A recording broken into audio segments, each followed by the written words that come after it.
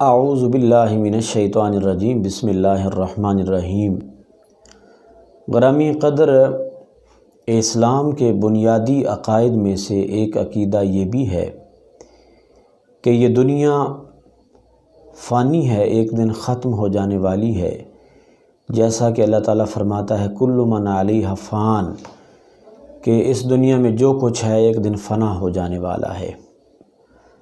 یہ اسلام کا بنیادی عقیدہ ہے اور مسلمانوں کا یہ عقیدہ ہے۔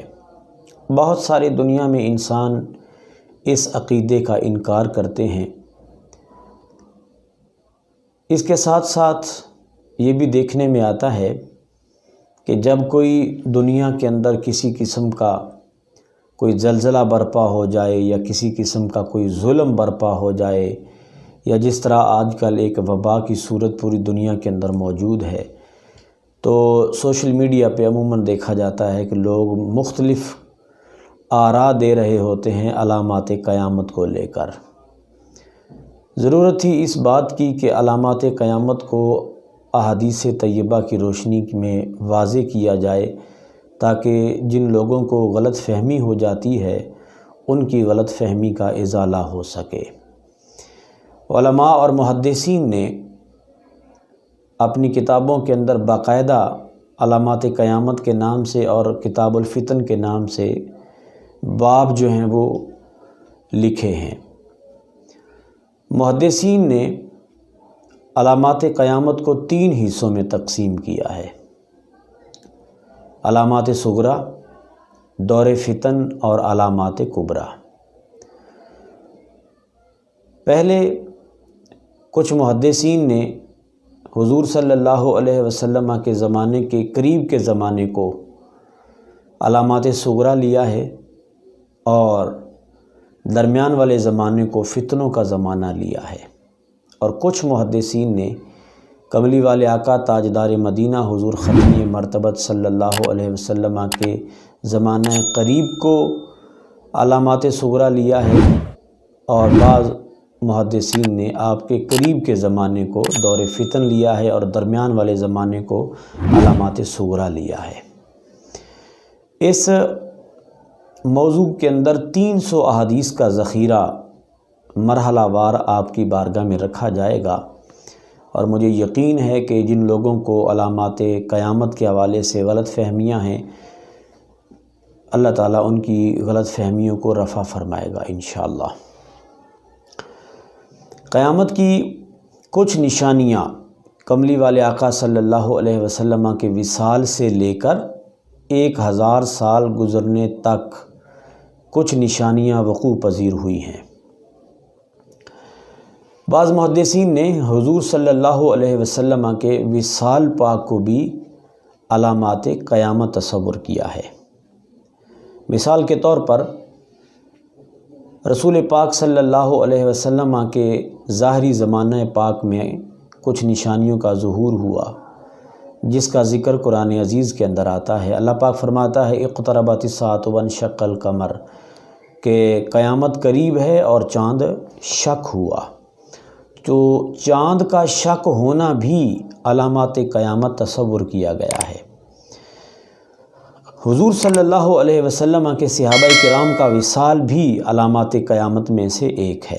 حضرت عبداللہ ابن عمر کا قول ہے، وہ فرماتے ہیں کہ حضور صلی اللہ علیہ وسلم کی حدیث پاک ہے کہ میرے صحابہ کی موجودگی میں قیامت نہیں آئے گی، یہاں تک کہ آخری صحابی کا بھی وصال ہو جائے گا۔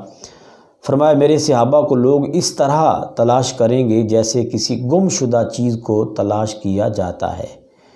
تو اس سے یہ بھی معلوم ہوتا ہے کہ حضور صلی اللہ علیہ وسلم کے صحابہ کرام کا وصال بھی علامات قیامت میں سے ایک قیامت ہے۔ حضرت عثمان غنی رضی اللہ تعالی عنہ کو جو شہید کیا گیا، یہ بھی علامات قیامت تصور کی جاتی ہے۔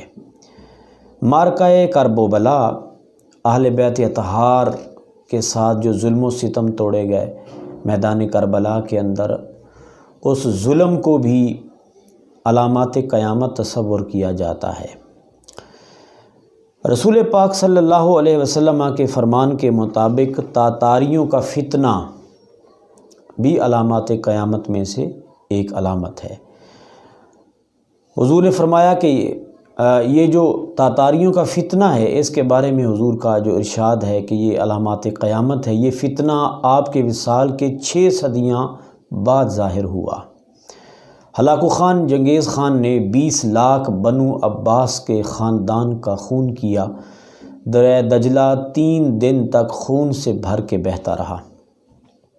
50 سال تک پورے کرۂ ارض میں ایک بھی اسلامی سلطنت کا وجود باقی نہ رہا۔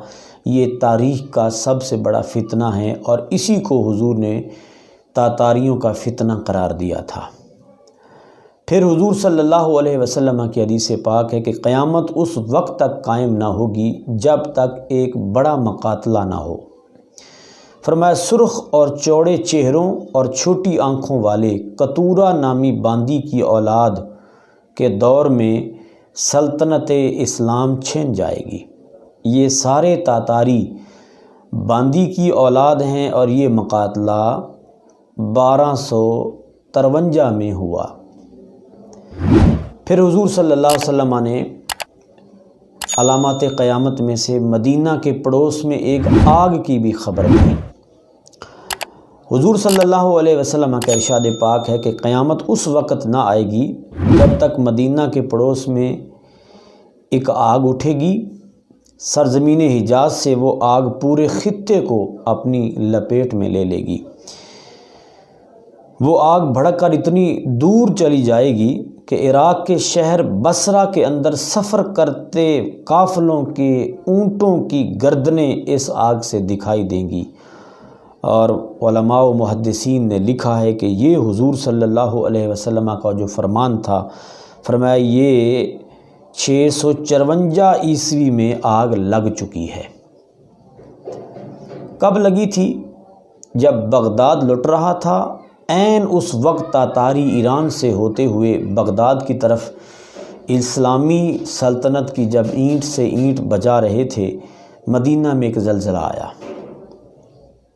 بدھ کی رات تھی، جمادی الاول کا مہینہ تھا اور 3 راتیں اور 4 دن یہ زلزلہ وقفے سے جاری رہا۔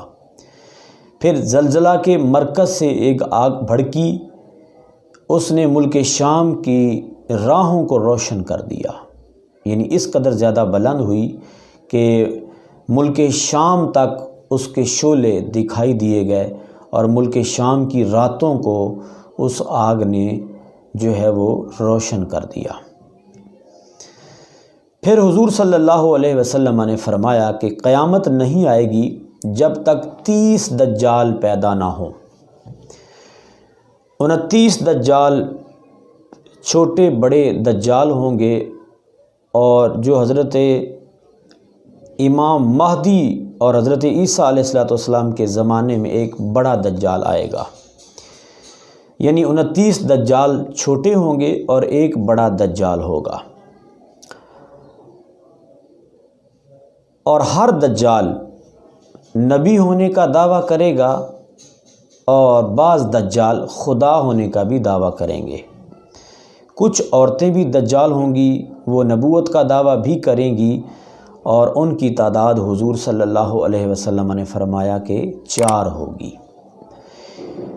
ان 30 دجالوں کے اندر پہلا دجال مسیلمہ کذاب تھا، جس کے خلاف جناب سیدنا صدیق اکبر پاک رضی اللہ تعالی عنہ نے جنگ یمامہ لڑی، وہ قتل ہوا۔ اس کے بعد اس کی بیوی نے نبوت کا اعلان کیا، وہ بھی قتل ہوئی۔ مرزا غلام احمد قادیانی ازلی اور ابدی جہنمی، یہ بھی ایک دجال تھا جس نے نبوت کا اعلان کیا۔ 1900 میں اس نے نبوت کا اعلان کیا اور 1908 میں یہ واصل جہنم ہوا۔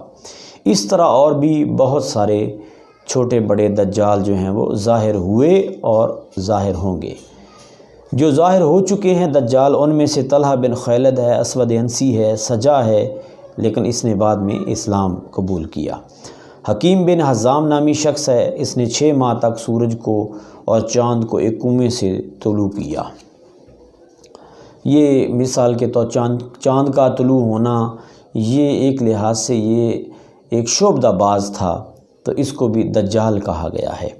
مختار ثقفی کے بارے میں بھی آتا ہے کہ اس نے نبوت کا اعلان کیا۔ یہ وہی مختار ثقفی ہے جس نے امام علی مقام کے مقاتلہ کا بدلہ یزیدیوں سے لیا تھا۔ تو یہ وہ واقعات ہیں یا یہ وہ علامات قیامت ہیں جو حضور صلی اللہ علیہ وسلم کے وصال سے لے کر پچھلے 1000 سال تک مکمل ہو چکی ہیں۔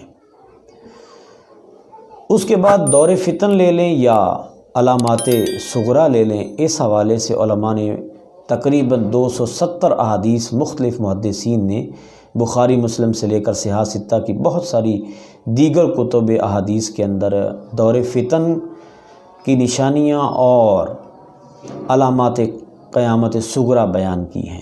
مرحلہ وار انشاءاللہ العزیز آپ کے پاس یہ میں شیئر کرتا رہوں گا، اور مجھے یقین ہے کہ انشاءاللہ العزیز اس سے بہت ساری غلط فہمیاں جو ہیں وہ دور ہو جائیں گی۔